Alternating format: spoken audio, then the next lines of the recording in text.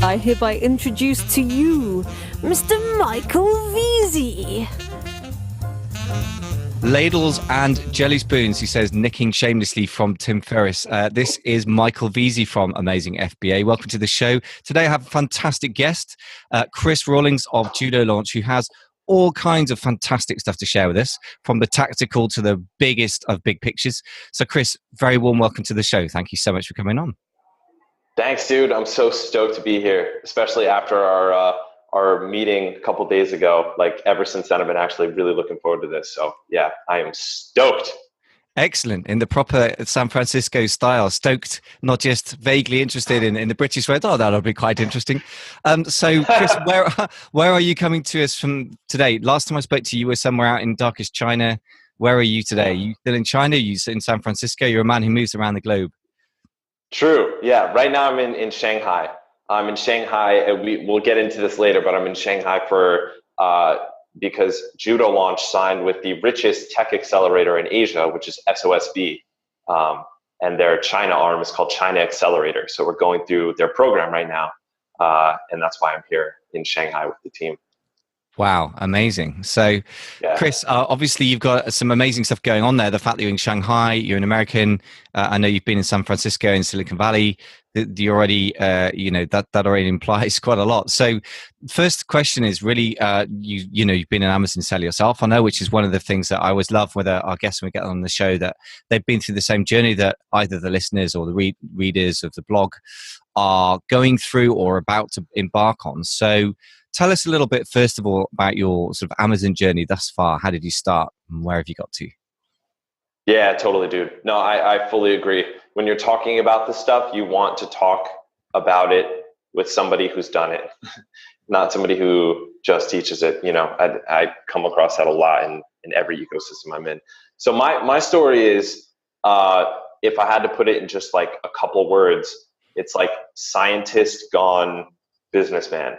I spent the entire first 2/3 of my life in science and mathematics. I was studying physics. I got a degree in physics, actually. I was all about math, not at all about people. I graduated college, started doing electrical design for commercial scale solar projects. And then at some point, something clicked. And I think this happens to a lot of people. And for any of your audience that's in like their early to mid 20s, you know what I'm talking about. When you have like this early life crisis, and people laugh like when I say that, but I'm like serious. Like, I literally had an early life crisis where I was like, oh fuck. Like, you graduate college, you get it out into the real world, and you're like, oh man, like it's like a jungle out here. Like, there's actually no structure at all. No one's looking after me. I'm pretty much like on my own. And now I'm like in this track that's pretty much set out for me from now until the time I fucking die. And I was like, well, screw that. I'm not going to take every engineering job that comes on my desk, put my headphones on, and stare at a computer screen without talking for 8 hours every day. So I realized, all right, Chris, got to learn business, because I looked ahead of 10 years and found, okay, the people that are controlling their own destinies that I see around me are all understand business, or at least understand human structure. So that's when I embarked on the journey of becoming a businessman. And I'm doing the quotes for those of you that are just listening and not watching. So at that point, luckily, my dad was 2/3 owner of the company that I was working for, and they were spinning out a new company. Nobody wanted to run it, and they were too cheap to hire outside people. So I told everyone, okay, I'm running this company now. And everyone was like afraid to say no to me because I'm my dad's son. Of course, if you asked my dad, he would have been like, hell no, you are not. You have no credentials for this. But everyone else was afraid to say no. So I ended up doing it. By the time my dad found out, it was too late. Nice. Yeah. I like it.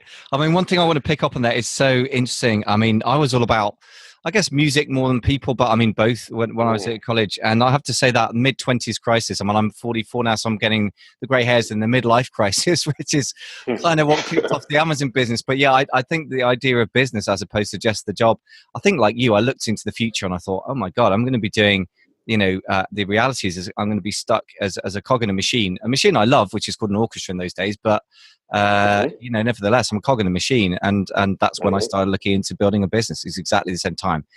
It's that kind of, wanting some control of your destiny. I think it's such an important driver for so many people I speak to wanting to create a business, right? Yeah, dude, exactly. It's so crucial. And you can do that within another structure. You can control your own destiny but you just have to understand people. I think to do it is really the key. Everybody focuses on their craft, but understanding people is the way to control your own destiny, because you just can't, you can go fast alone, but you can only go far together. That's the thing that I've learned. I didn't make that up, by the way.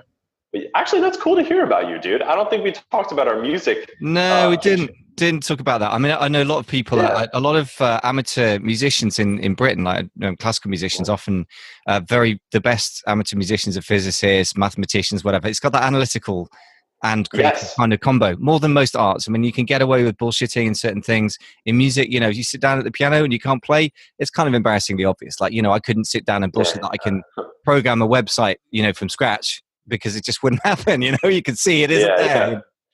So anyway, I've rudely interrupted. You gave me permission before we started, but as usual, I have interrupted. But I was finding it fascinating that people from very different walks of life have not the details may be different, but the paths have certain similarities, which always fascinates me, because I think there's something to be learned from that. So tell me a bit more. So you obviously crunched straight into, through sheer cheek, which I really like, into becoming the sort of CEO of this minor spin-off company. So tell me what happened after that point. I was just fucking up constantly for like years. I was just really messing up, because I knew not a thing about business or even people. I was just not a people-focused person, really. I was all about the numbers and really thought I could do it all myself. I was kind of in that mindset. And so it took me a while to understand, business structure. I had to sue a guy.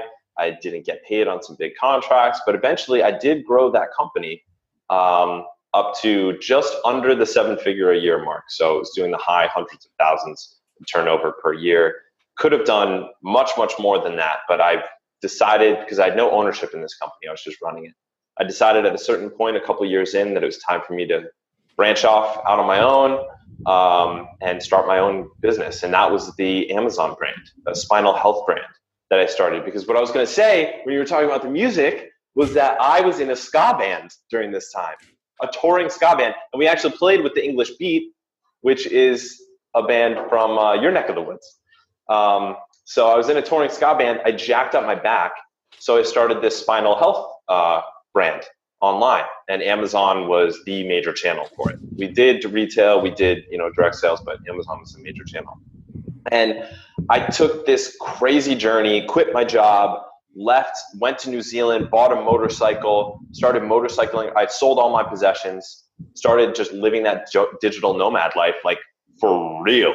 I literally left my life behind and started to just live on the go. And this is before I was making any revenue at all from the business. It was a completely wild leap of faith. I did have some savings, and I used those savings to both start the business and live while I did this. But I still remember the intense feeling of freedom, when I landed in New Zealand and got the motorcycle, and I realized wow, there's nothing holding me back. I have no baggage. I literally had a motorcycle, a bag with everything I owned in it attached to the back, and an open road and a laptop. And that was my life for half a year. Wow.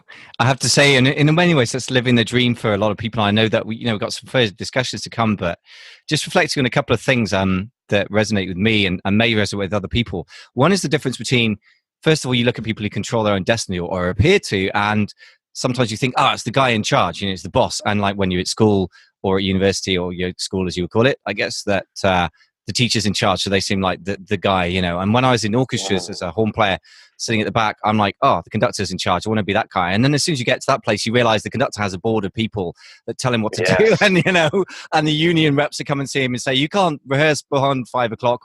So actually, then the difference between being in charge and ownership is a really important one. That's one theme that I wanted to pick up on that you've just mentioned.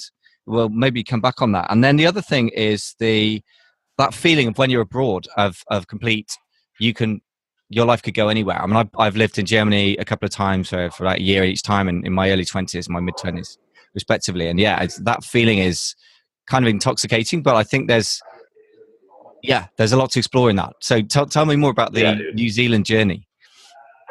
Yeah. I kind of wish that I spent more time in Germany because I freaking love Germany. But yeah, I agree with everything you just said. It's so true. But like, honestly, the biggest move for me, like, besides like the whole being in charge thing or anything like that, it was just like not being tethered to a place. Right. That's what really mattered to me. Like having the freedom to move around. Because I was like driving into the same office every day, and that's like 99.9% of the population. Yeah. I mean, like, shrinking. There's a growing portion of, the completely mobile free, workers and people, but not being tied to a place was huge for me. I just felt this immense freedom. And I remember thinking in my mind, like, I don't even know what to do with it. Like, my brain was not structured to understand it. Like, I was still trying to like go to a place, and like I felt this like tension in my head. Like, it felt like almost wrong in a way. I was like, am I doing something bad? Like, I felt kind of guilty. And it took a while to reprogram that. And now I can't say it's fully reprogrammed, but I'm pretty much there where I just don't care. Like, I'll go anywhere and work from any place and use my own schedule and whatnot. But yeah, so what you were getting at just there is that it sounds like the dream, and you use those words like to many people, and it really is in a way. But like you said, in parallel to kind of what you were saying about, every time you get up to a stage, you look around and realize like, oh, there's the next stage. And what happened to me was I found that you can tap in easily to this digital nomad network, and it's not hard to like have friends, have a social life, have a place to work, have safety and security and freedom, all while doing this. But the thing is that like lots of people ended up really happy doing this. Being in Bali, there's a huge digital nomad community there. There's a huge digital nomad community in the Philippines who spent months in each of those locations. And there's lots of people who just do that forever. They're just doing SEO or running a website or whatever while traveling around. But for me, I realized that I was sick of building little tiny castles in different places and then starting over every time I went to another place. I really, just the type of person I am, and I feel like the type of person you are as well from our last conversation, I really cared about building a bigger structure, something more significant. And to do that, I realized I had to have some semblance of roots. It doesn't mean I have to tie myself to a place and be there every day for the next 20 years of my life. But I did want to stop moving around, every 6 weeks or every 3 months or whatever. And that's when I ended up going to San Francisco and starting Judo Launch. So I was doing this digital nomad thing with the brand, and it was growing very quickly and doing extremely well. And I hired a team, a mobile team and all of that, but I still felt like I was kind of hitting a wall and getting too complacent after a while. That might sound ridiculous to people who are like who haven't yet experienced that. But I think if you have experienced that, you'll sympathize with like the feeling that I'm expressing, in that I really wanted to be part of something bigger. I wanted to be able to grow something bigger and build something bigger. And that's when I went the software route and started Judo Launch, went to San Francisco, and everything changed since then. That was basically January of 2017, so not so long ago. Yeah, I was going to say that's relatively recent. I guess, relative to your years on the planet, that's a bigger percentage than it is in mine. I guess, when the older you get, that like a year just goes by. It's the sort of thing old people say, and I used to hear people say that, and I hear myself saying it, and like, oh, dude, you really are middle-aged. But just to pick up, just because there's so much to absorb here, and I'm interrupting your story, but just to kind of reflect. Yeah, Give people a chance to absorb it. So interesting. First of all, location freedom was very important to you, and then you realized that eventually there's a kind of, if you want to build something bigger, you need to have roots, although you don't need to be fixed to them. This is so much. In a way, I think this is some wisdom people can store up right now, and then 3 years down their Amazon journey, they're going to realize what wisdom that is, I think. But Oh, the other thing is just to pick up on the social life for digital nomads. There's actually quite a big community. Yeah, I know a few. Of course, I interview a lot of guys that do that sort of thing for the podcast. I remember I've had Karen Woodmus, who's Australian. Australians are so nomadic anyway. I mean, he was in London for a while. When I last spoke to him, so true. He was in Indonesia for a while. When there's a big startup community. Whenever I speak to Will Churn, he's somewhere different. Although, amazingly, I caught him in Minneapolis once, and Portugal last time, and then Germany, and then Greg Mercer I've had a couple of times. He's always in Mexico or something. So it is definitely real. Yeah. It's interesting what you're saying about, it feels like you've gone on a journey between breaking location dependence versus actually coming back round to realizing the value of a location. Tell me a bit more about that journey for you. Yeah, ironically, yeah. I mean, because I think it may not even be the fact that it's a location. It's possible that I could have put down roots without it being a physical place, but the way that I went about it was that. So for instance, we ended up engaging with 500 Startups, which is the top tech accelerator in the world behind Y Combinator, which is not really an accelerator. It's actually just a VC that hosts a dinner every week. So 500 Startups, you move there, you work with all of the other companies in the batch, and you just learn a ton of growth hacking and growth techniques and business techniques over the span of 3+ months. And that was a big turning point in my life, actually. It was like you talk about time. Well, I think, you know how you say as you get older, years go by so quickly. Well, to me, when I look back retrospectively, I'm 30. And by the way, I thought you were my exact same age. So you are aging very gracefully, my friend. But when I look back and analyze my perception of the time flow of my life, of course, when you're a kid, a year feels like an eternity.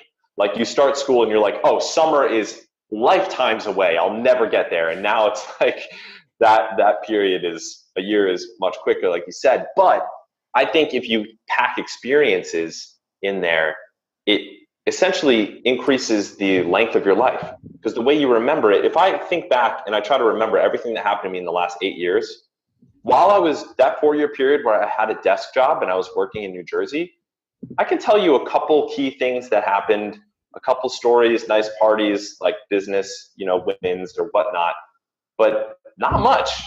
That kind of just went by.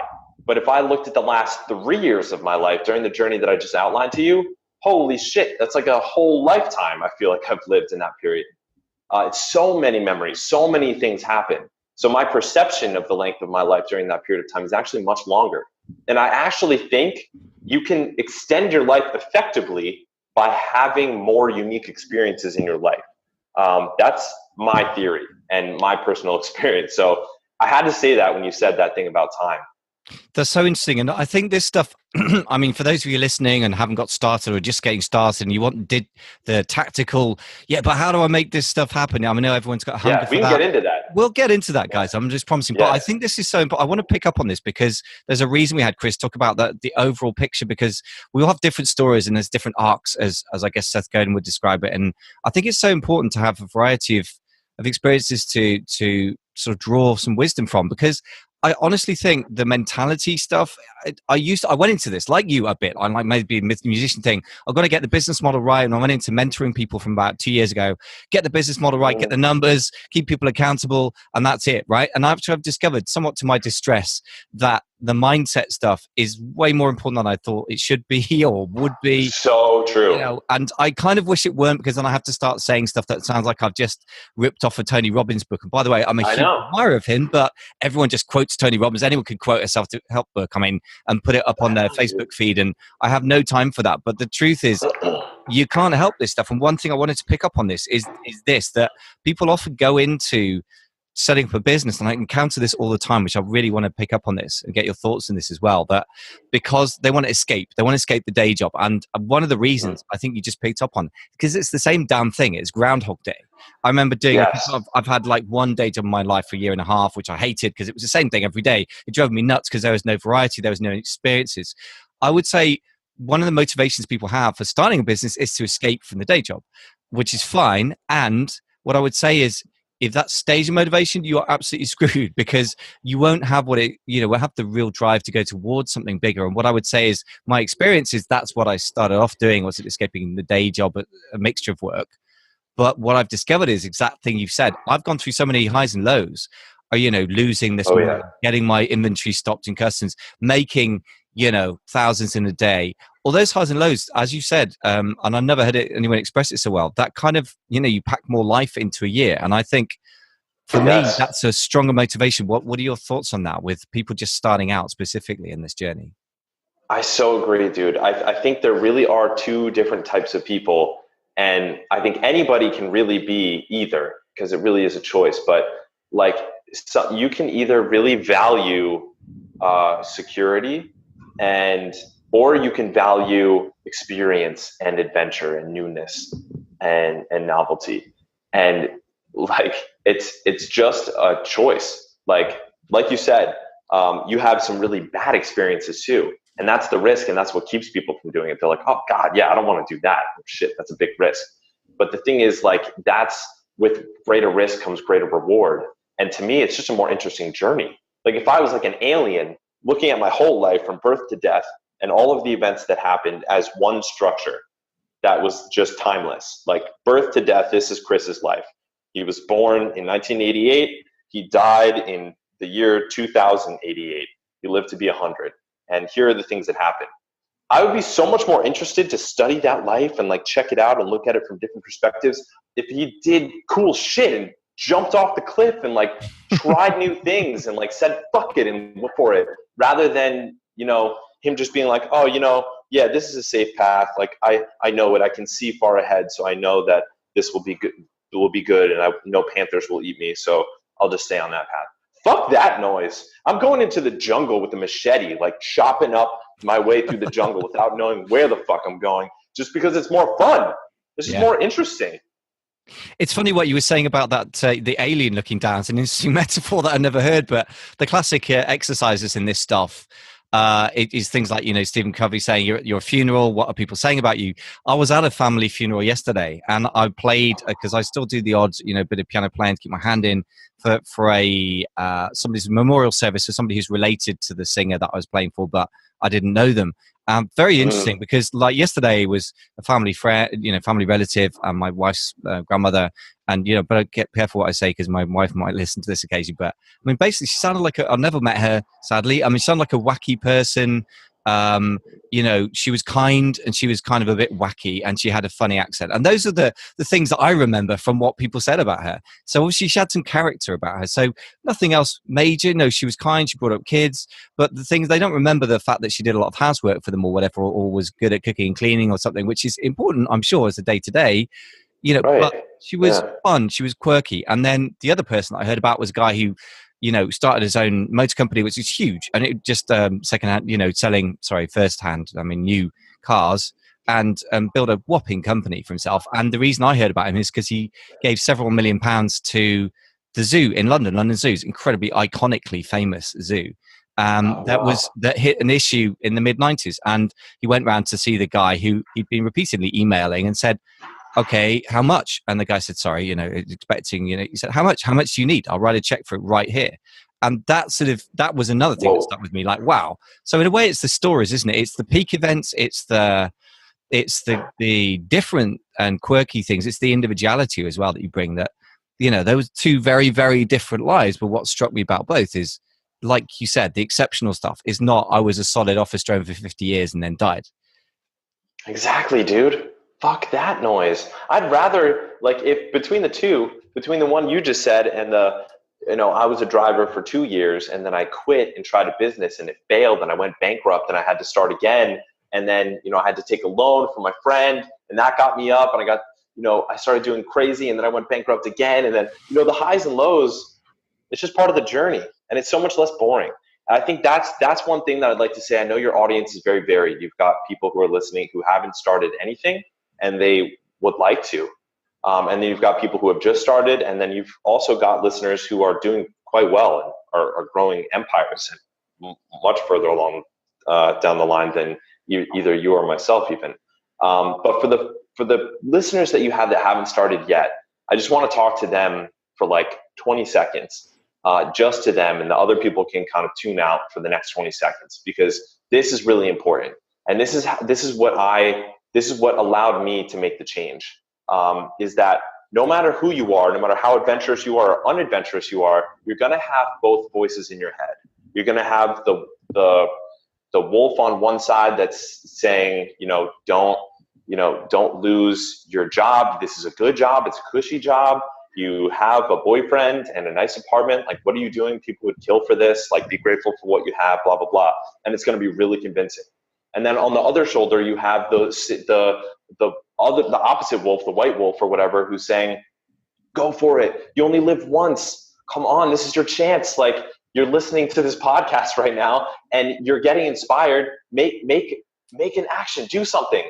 Well, I would say the way to like battle that other wolf that's constantly barking in your ear, stay where you are, be secure, be grateful for what you have. Don't try to get more, is to take action. Because your battle axe against that wolf is your spontaneousness, actually, your ability to like do something in this moment right now.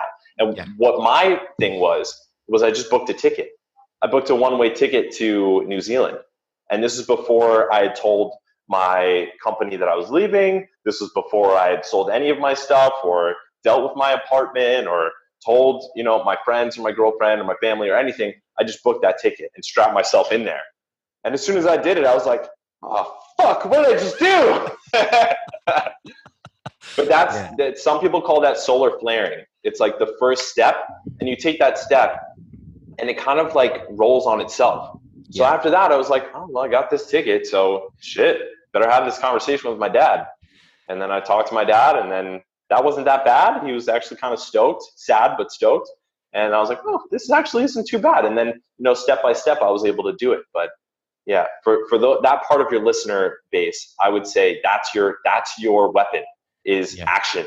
One piece of action. Just do the thing, the first step, like do it. And, I was just reflecting on that. I think that's amazing advice. And I think I was just reflecting on, obviously you're a man of huge action. When like booking the ticket for New Zealand, just saying, right, I'm the CEO of this company and that's it. Don't argue. That's fantastic. I mean, I just think of myself rather more modest examples. I mean, number one with Amazon, I took a training course with it, which I had a lot of issues with because they didn't teach me anything about importing from China, which I thought was terrible because it's such a big part of the business. But I'm very grateful to them for this reason, because they got me to spend a few $1,000s. So that got me committed enough to get skin in the game. Yes. Skin in the game, dude. That's it. And the other thing with, I was thinking about spontaneous action. I heard a couple of podcasts about Amazon, and, I was thinking, God, I talk all the time anyway, famously relatives, loving wife, whatever, we'll say that. And, I thought, well, you know what? I've always wanted to be on radio. I could do this. And in one weekend, I just went from having nothing to setting up a new website, hashed it together. I'm no designer. And I figured out how, Blueberry works in terms of podcast hosting. I figured out that there is such a thing as podcast hosting. I figured out how to get on iTunes. It's just a lot of Googling. I mean, really, you just bootstrap. By the end of the weekend, I recorded my first episode. It was probably horrible. It's out there if you want to listen to guys, episode number 1.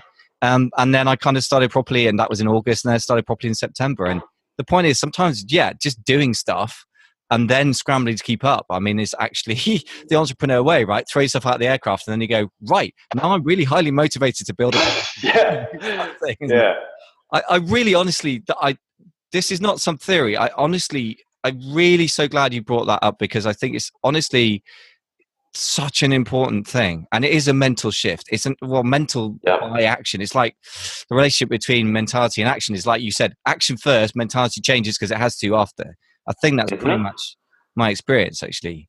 I completely agree. So tell us more. I mean, we've got into some very, very important mindset stuff. This is a fun conversation because, like, we sometimes I script out some of the questions I'm going to ask, but I mean, with this one, I thought let's flow freely here, and then some really interesting stuff's coming out. So tell us more. So you got to the point with. Tell us a bit more about your Amazon business first. We kind of glossed over that. I think we should get into a bit more. Yeah, definitely, dude. So I started it. Luckily, I did have this technical background. Not that you need that, but it did help me. That was kind of my X factor. I was able to do 3D CAD design, and my products were molded three-dimensional products for posture improvement and spinal health and stuff like that, all foam-based. So I was able to design my own set of products. They weren't earth-shattering, groundbreaking, brand new products. It was things that I saw were selling.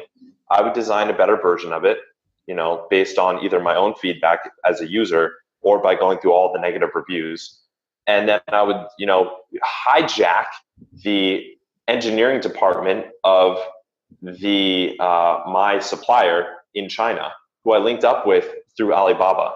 And I would use their engineering department to make my design into reality, into a real mold, and help me to flesh it out. So I'd be like, here's what I got, guys. And then they would take it from there because they knew I would give them the business. So I think that's a big tip right there, is that you can, if you have the ability to, you can hijack the engineering department of your supplier and other resources of it too, because they want the order. So like a lot of times it's not just about the price, but about the terms. It's like, okay, they know you're dangling this $20,000 order in front of them. So, or it doesn't have to be $20,000. Maybe it's a $5,000 order, or maybe less, but you're dangling the order in front of them and you're like, but I need this, but I need you to help me link up with a photographer, or I need you to provide me product photos to start with, which that's huge. Nice. Here. People taking product photos here in China. Holy shit. That's like an entire ecosystem, product photography. They're all over the place. So your manufacturer either has a studio inside their place or they know someone already. Or you could say, whatever, like I did, I need your engineering department to finish this piece or that piece, or I need you to do, whatever. It's about the terms. Absolutely. I think there's so many things to pick up on because I want to make sure people kind of capture. So I try and sort of reflect back the points I think of value that people got to get into the head. The first thing is something you almost glossed over, but I think is so important. It's the Tim Ferriss advice: be your own customer. I mean, you started off with spinal issues from, what did you play in your ska band, by the way, or did you sing? Bass. I was visualizing bass. I don't know why you look like a bass, but I was just thinking you probably play, actually. Yeah, I don't know. Yeah, I can just like see you with the and just basically trashing your back because they're heavy things, right? And like having it around you, an awkward angle. I know a few bass players with the issues. London's such a random city sometimes. It's not exactly New Orleans, but I did see a guy literally walking along with a double bass in the air coming from some gig somewhere the other day. So it's not good for your back. But anyway, the point being, you were your own customer. You had the need. You started with a person and a pain, which I always think is the two things that I was trying to hammer home with people. Like, it ain't about products. Products cost you money. It's people that give you money. So find out what they need, and you with your own customer, and that's a fantastic place to start. So many people start with random places. I'm like, dude, why don't you start with what you know at least? And then the second thing is that looking at negative reviews is good, but being your own user is great because you can physically test it and you know what to look for because you know what you personally want. So that's the first thing I think so good to pick up. The second thing is this whole thing of being original and having your own design. I mean, not all of us have CAD design experience, but honestly, I think people make too big a deal of this. I think this is the year where you got to be original. I think the true private label thing is going to start dying a death. There's still legs in it, but yeah, original design is so important. So what would your tips on the simplest way to do that? If we don't have CAD design skills, what would you say is the simplest possible way to do this? Totally, dude. Yeah, you don't need it. You definitely don't need it. I'm not saying that that's a requirement. I think the biggest thing is find whatever the smallest tweak is that would have the biggest impact on that product and really hammer it with all of your marketing collateral. We're the only garlic press that has a special coating on the knife that doesn't allow garlic to stick to it. So as soon as you pick it up, all the garlic stays on the table. I just made that up. I don't know if that's even fucking possible, but whatever. If you identify one little problem and then you solve that, then you just hammer all of your marketing material right towards that thing. And you're the only ones that have that. So then every time somebody sees your listing, that jumps out because you're repeating it over and over again and your images display it too. Then they click on the compare with similar items and they click the other ones.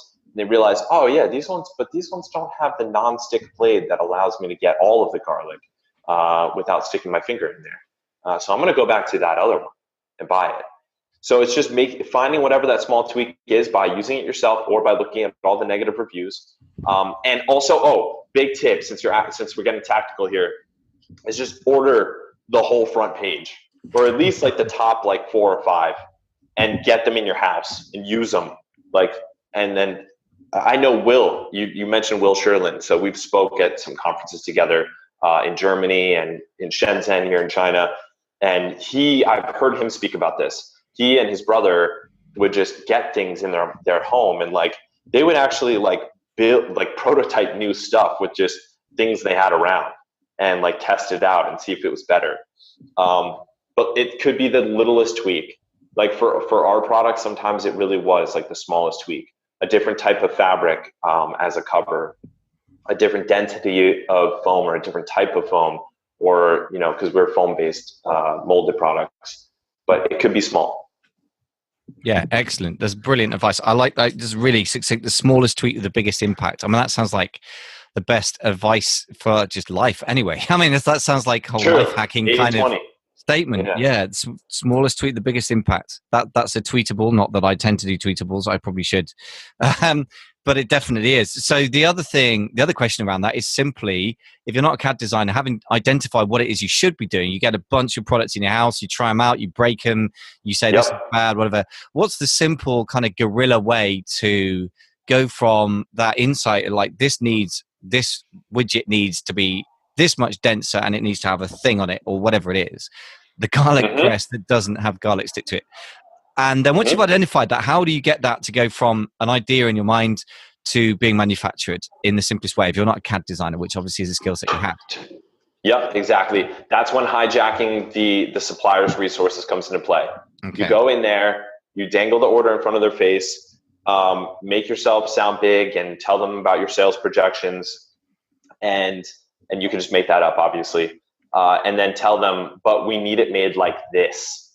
You need to find the non-stick blade. I know you guys don't manufacture that now, but you need to source that for mine. And that's why we're going to sell 10 times more than your top seller and become your biggest customer, because we have this thing that nobody else has.